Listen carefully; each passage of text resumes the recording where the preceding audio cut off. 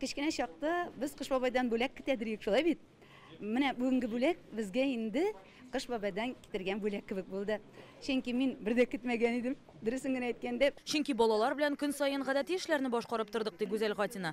Ул Апас урта мәктәбендә башлангыч сыйныф укытучысы. Шәкертләре онлайн белем бирү мәйданнарыннан актив файдалана. Әйтик, Учиру платформасыннан. Минем хәзерге классымда 26 укучы.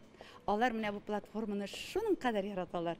Мәктәптән кайткач, дәресләрне бетергәннән соң бик яратып андагы биремнәрне үтиләр. Шуннан күп нәрсәләргә өйрәнәләр. Менә мин бүген балаларга да, аларның әти-әниләренә дә шундый зур эшне башкарып, җиңүче булып чыгуым өчен зур рәхмәтемне җиткерәм. Цифрлы белем бирү контенты онлайн платформасыннан иң яхшы файдаланучы конкурсына бөтен Татарстаннан 33 меңгә якын гариза килгән.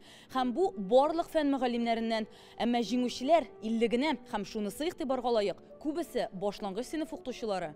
Бүген аларны министрлар шәхсән котлады. Конкурста җиңүчеләргә әлеге ноутбукларның шәхси бүләк икәнлеген ассызыклады. Мәктәптә ноутбукларны һәр даим яңартып торырга тырышалар безнең. Эштә, мәктәптә генә түгел, өйдә дә бик күп кулланырга туры килә. Ноутбуклар, компьютерлар өйгә алып кайтып кулланганда ноутбук яңарак булса әйбәтрәк инде. Без инде һәр вакыт интернет челтәрләрендә балалар белән даими эшләп барабыз. Алар белән конкурсларда катнашабыз, олимпиадалар үткәрәбез. Балалар бик теләп катнашалар һәм кызыксынулар да елдан-ел арта бара. Татарстанда цифрлаштыру елы кысаларында президент Рөстәм Миңнеханов карары белән республиканың 24 мең укытучысына эш өчен ноутбуклар бирү планлаштырыла. 12 меңе тапшырылган инде.